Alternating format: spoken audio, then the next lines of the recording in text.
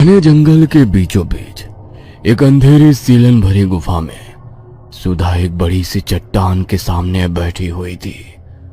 उसके पूरे चेहरे और कपड़ों पर राख ही राख लिपटी हुई दिखाई दे रही थी। सुधा की आंखों की पुतलियां पूरी तरह से पलट चुकी थी। उसे देखकर स्पष्ट समझ आता था कि वो किसी शक्ति के प्रभाव में है।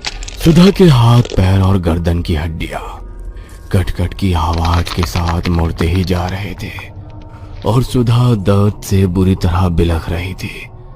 दर्द जब बर्दाश्त से बाहर हो गया तो सुधा वहीं जमीन पर जा गिरती है और अपने होश खो बैठती है। रात घिर आई थी। राघव अपने कमरे में बिस्तर पर सोया हुआ था। देर रात गए बंद आंखों से उसे एक सपना दिखाई देता है। एक गोरी, सुंदर और लंबे बालों वाली महिला के ऊपर अचानक कुछ गांव के लोग हमला कर देते हैं। डायन है ये, कोई भी इसकी आंखों में मत देखना। जल्दी से आग जलाओ इसे और इस कमरे के बाहर सिंदूर से रेखा खींचकर चलो यहाँ से। डायन हमारी उम्मीद से कहीं ज्यादा खतरनाक और शक्तिशाली होती हैं। उसकी नजर पड़ी तो इस गांव में कोई नहीं बचेगा। निकलो यहाँ से। वो लंबे बालों वाली सुंदर औरत आग की लपटों से घिरी अपने शरीर के मांस की जलन को मिटाने की कोशिश में यहाँ वहां दौड़ रही थी। उसकी चीखें सुनकर राघव का दिल कांप उठता है। डायन, क्या वाकई जो कुछ मैंने अभी देखा वो एक सपना था? लेकिन वो जगह जहां पर डायन को आग के हवाले किया गया था वो कुछ जानी पहचानी से क्यों लग रही थी? आखिर क्या है ये सब? सभी सिरे आपस में उलझे हुए हैं। आखिर कैसे सुलझाए ये सब? अचानक ही राघव को कुछ याद आता है। याद आ गया, वो जगह कोई और नहीं, मेरा अस्पताल ही है। तो क्या हॉस्पिटल में किसी डायन को जलाया गया था? लेकिन ये तो बस एक सपना है। क्या सच है क्या सपना, कुछ समझ में नहीं आता।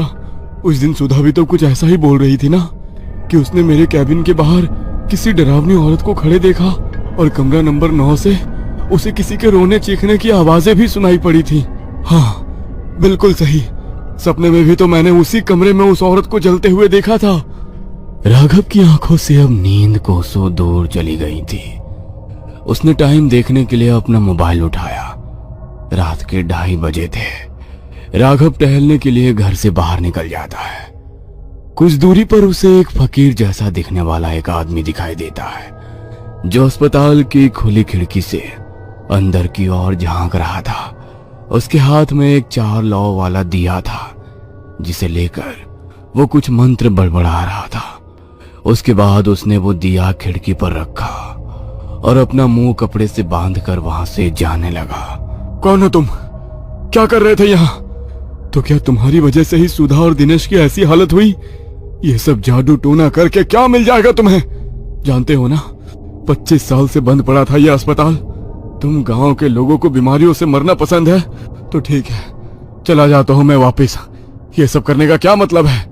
मुझे गलत समझ रहे हो तुम।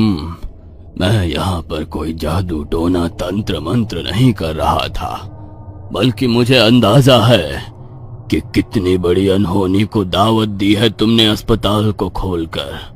बस उसी अनहोनी को टालने की कोशिश कर रहा हूँ।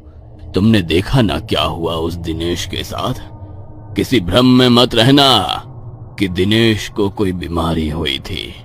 ना तो वो दिनेश मरा था, ना तुम्हारी नर्स सुधा। डायन की काली नजर पड़ी है उन दोनों पर और अब वो डायन एक एक करके सबको अपना शिकार बनाएगी। काली नजरें, ये सब क्या बोल रहे हो? अपनी करतूत को छिपाने के लिए बातों का रुख अलग दिशा में मोड़ रहे हो। तुम्हें क्या लगता है मुझे समझ नहीं आ रहा कि तुम क्या करने की कोशिश कर रहे हो? देखो बाबू, तुम शहरी हो, ऊपर से पढ़े लिखे डॉक्टर। तुम्हें इन तंत्र मंत्र की बातों पर यकीन नहीं आएगा, लेकिन मैंने अपनी उम्र के 80 साल इसी गांव में रहकर बिताए हैं। मैं अच्छी तरह जानता हूँ यह कोई सामान्य अस्पताल नहीं है। डायन की काली नजर पड़ी है इस पर, जहां आने वाला कभी कोई आबाद नहीं हुआ। 20 साल पहले भी एक डॉक्टर ने यहाँ आकर इस अस्पताल को चलाने की कोशिश की थी, लेकिन 20 साल पहले जो कुछ घटा उसे सोचकर अभी भी मेरी आत्मा कांप उठती है। बताइए ना बाबा, आखिर क्या हुआ था 20 साल पहले? चतुरसेन शास्त्री नाम के एक डॉक्टर ने आकर यहाँ पर इस बंद पड़े अस्पताल की जिम्मेदारी संभाली थी। पति पत्नी दोनों डॉक्टर थे। गांव के लोग उस समय अंग्रेजी डॉक्टर और उनकी दवाइयों पर ज्यादा भरोसा नहीं करते थे, लेकिन चतुरसेन शास्त्री और उनकी पत्नी ने गांव में घर घर जाकर लोगों को यकीन दिलाया कि वो बड़ी से बड़ी बीमारी का इलाज कर सकते हैं। गांव के लोगों को तकलीफ में अपना जीवन बिताने की जरूरत नहीं है। शास्त्री जी और उनकी पत्नी के अच्छे स्वभाव से प्रभावित होकर गांव के लोगों ने अस्पताल में इलाज के लिए जाने की हिम्मत बनाई। उस रोज हरिया की पत्नी बड़ी तकलीफ में थी। 2 रोज बीत गए थे, लेकिन अभी तक उसकी प्रसव पीड़ा खत्म होने का नाम ही नहीं ले रही थी। कोई और उपाय ना दिखा तो गांव के लोग उसे लेकर अस्पताल पहुंच गए। डॉक्टर शास्त्री की पत्नी विमला शास्त्री ने इमली का प्रसव कराया, लेकिन जब इमली की कोख से मरे हुए बच्चे का जन्म हुआ तो उसे देखकर इमली का मानसिक संतुलन चला गया। अस्पताल से लौटने के बाद इमली की दुनिया ही उजड़ गई। ना तो फिर उसको कोई औलाद हुई, ना ही उसकी मानसिक हालत में कोई सुधार आया। कभी वो चूल्हे से निकालकर गर्म गर्म राख खाने लगती, तो कभी सड़क पर पड़ी कीचड़ को अपने तन पर लपेटकर पागलों की तरह हंसने लगती। कभी अपने ही बालों को नोचती, कभी पूरा दिन तपती दोपहर में बैठी रहती। अभी तक तो गांव के लोगों को यही लग रहा था कि इमली अपने बच्चों के गम में पागल हो गई है। इमली के बाद अमिया, अमिया के बाद शेरा। जब एक के बाद एक लगातार इसी तरह की घटनाएं घटने लगीं, तब लोगों को यकीन हुआ कि अस्पताल में कुछ तो गड़बड़ है। एक बार जो इलाज कराने के लिए उस अस्पताल में गया, वह जिंदा लाश बनकर ही वहां से लौटा। अस्पताल में अब गांव के लोगों ने जाना बंद कर दिया था। पिछले कई दिनों से कोई गांव वाला अस्पताल में नहीं गया था और डॉक्टर साहब और उनकी पत्नी को भी किसी ने अस्पताल के आसपास आते जाते महसूस नहीं किया था। जब 1 सप्ताह तक अस्पताल में कोई हलचल महसूस नहीं हुई, तो गांव के लोगों को शक होने लगा। एक रोज सवेरे जब मुखिया जी अपने साथ कुछ आदमियों को लेकर अस्पताल के अंदर गए, तो डॉक्टर साहब और उनकी पत्नी की बुरी तरह जली हुई लाश बरामद हुई। वो आखिरी दिन था जब इस अस्पताल में गांव के लोगों ने पैर रखा था। उस दिन के बाद जो अस्पताल में ताला लगा, अब 20 साल के बाद आपने आकर खोला। आपको भी यही कहूंगा, आप इस अस्पताल के चक्कर में अपना जीवन ना गंवाओ। यहाँ के लोग तो किसी तरह अपना जीवन बिता ही रहे हैं। तुम अपनी जान बचाकर भाग जाओ।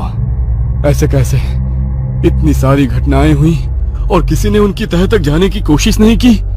क्या गांव के लोगों के मन में ये प्रश्न नहीं आया कि आखिर अचानक से हॉस्पिटल में ऐसा क्या हो गया जो लोगों की जाने जाने लगी? और अगर आपकी बात सच में मान भी ली जाए, तो मैं अपने सपनों में जो देख रहा हूँ वो क्या है? सपना?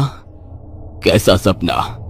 मैंने देखा हॉस्पिटल के वार्ड नंबर 9 में एक गांव के लोगों ने किसी औरत को जलाकर मार डाला और गांव के लोगों का कहना था कि वो एक डायन थी। क्या मेरे सपने का सच्चाई से कोई संबंध है? तुमने सपने में उस डायन को देखा है? इसका मतलब अब वो तुम्हें भी नहीं छोड़ेगी, बिल्कुल वैसे ही जैसे डॉक्टर शास्त्री और उनकी पत्नी को मार डाला था। बाबा, मुझे पूरी बात बताइए। मैं कुछ समझ नहीं पा रहा हूँ कि आखिर ये कहानी शुरू कहाँ से हुई थी। इस कहानी की शुरुआत 25 वर्ष पहले हुई।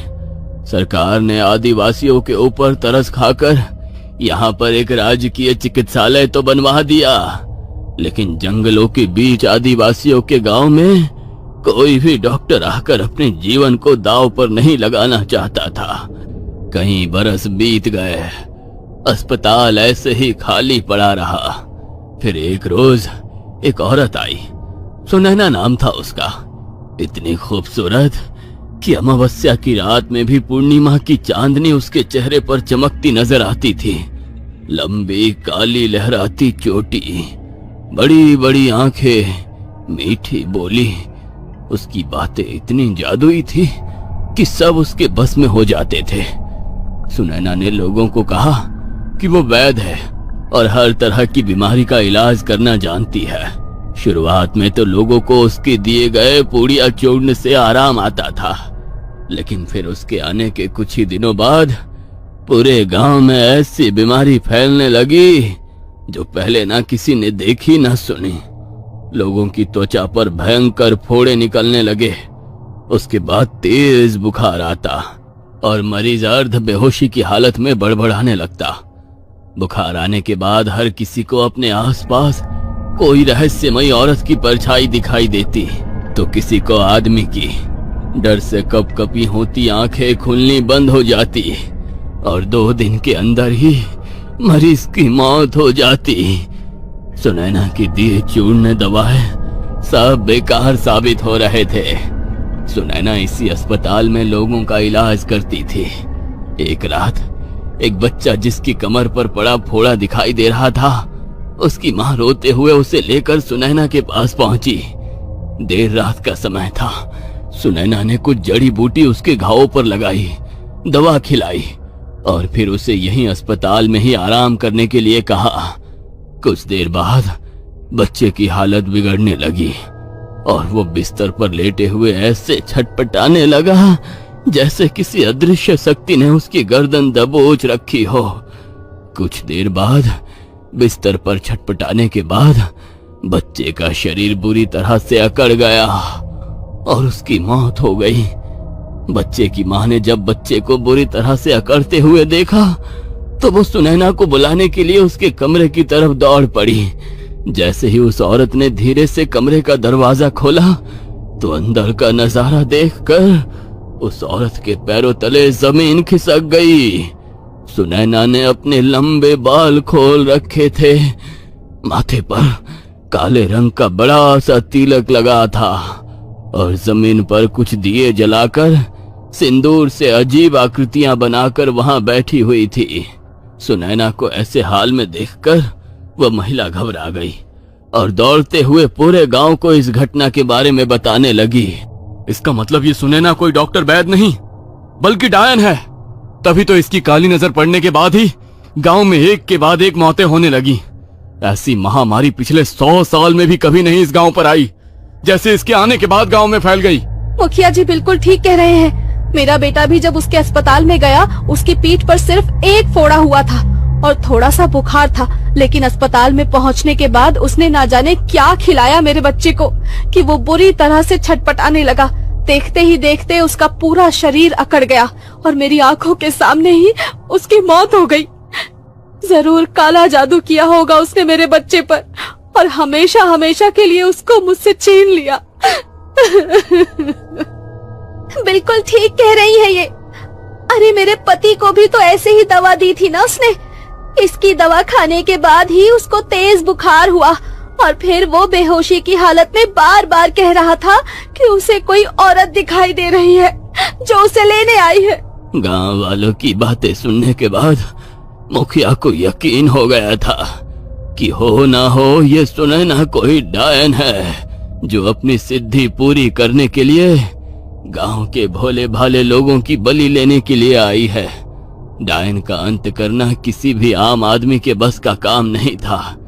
इससे पहले कि डायन को पता चलता कि गांव वाले उसकी असलियत जान चुके हैं, मुखिया ने गांव के बड़े पुजारी को बुलाया और फिर उसके बताए अनुसार अभिमंत्रित सिंदूर और भभूत लेकर पूरा गांव अस्पताल की ओर बढ़ गया।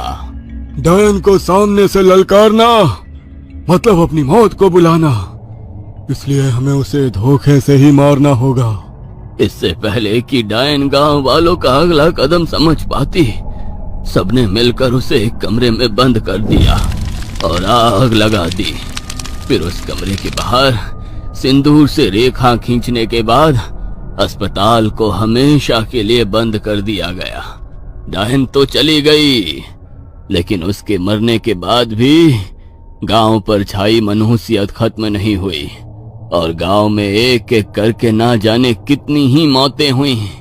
गांव वालों से जो बन पाया उन्होंने किया, पूजा पाठ हवन, और फिर धीरे धीरे सब सामान्य हो गया।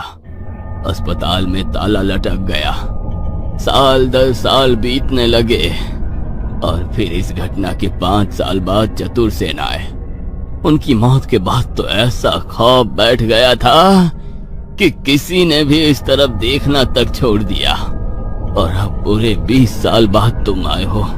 मुझे डर है तुम्हारे साथ भी वही होने वाला है जो चतुर सेन और शास्त्री के साथ हुआ था। लौट आई है वो। तुम जाओ यहाँ से अपनी जान बचाकर। तुम्हारी नर्स सुधा अब लौट कर नहीं आने वाली। इससे पहले कि डायन का कहर एक बार फिर से टूटे, तुम अपने शहर लौट जाओ। इसका मतलब जो कुछ मैंने सपने में देखा था वो सब सच था। आज तक इतने सारे लोग मारे गए उस डायन के कारण, लेकिन मैं अभी तक क्यों जिंदा हूँ? उसने मुझे कोई क्यों नहीं नुकसान पहुंचाया? राघव को अपने काफी सारे सवालों के जवाब तो उन बाबा से मिल गए थे, लेकिन अभी भी कुछ सवालों ने उसकी नींद उड़ा रखी थी। राघव वहां से सीधा डॉक्टर सृष्टि के पास जाता है और उसे सारी बातें बताता है। मैं कह रही थी ना राघव, ये जगह कुछ अजीब है। मैंने जो अपनी आंखों से देखा उसके बाद एक पल के लिए मैं भी आंखें बंद नहीं कर पा रही हूँ। मुझे लगता है कि सुधा भी नहीं बच सकेगी। हम दोनों आज रात किसी तरह बिता लेते हैं। कल सुबह हम ये अस्पताल छोड़कर हमेशा के लिए चले जाएंगे। मुझे अब एक पल भी यहाँ नहीं बिताना। राघव और सृष्टि अस्पताल से निकलकर सृष्टि के कमरे में आ जाते हैं और टेबल पर सर रखकर कुछ देर बाद गहरी नींद में पहुंच जाते हैं।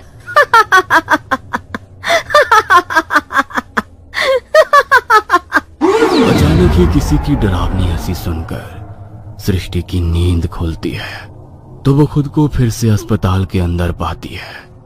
राघव, हम लोग फिर से अस्पताल में कैसे आए?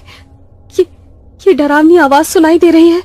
कौन है यहाँ? देखो, तुम जो भी हो हमें जाने दो। हमारा इस गांव से कोई लेना देना नहीं है। हमें परेशान क्यों कर रही हो तुम? तभी नर्स सुधा वहां पहुंच जाती है, जिसकी हालत देख उन दोनों का डर से खून जमने लगता है। सुधा का पूरा शरीर राख से लिपटा हुआ था। चेहरा काला और बहुत ही डरावना नजर आ रहा था। दोहरी आवाज में वो बोलना शुरू करती है। तुम यहाँ खुद नहीं आए हो राघव, मेरी पुकार खींच कर लाई है तुझे इस अस्पताल में। 25 साल पहले सुनैना गांव में आने से पहले अपनी एक जिम्मेदारी अपनी माँ को सौंप कर आई थी और वो जिम्मेदारी थी तुम। लेकिन जब यहाँ मेरी मौत हो गई तो माँ ने तुम्हें गोद दे दिया और तुम उस करोड़पति परिवार में बेटे बनकर बड़े होने लगे। लेकिन देखा तूने, एक माँ की पुकार खाली नहीं गई। तू मेरे बुलाने पर यहाँ तक आ ही गया। नहीं, यह नहीं हो सकता।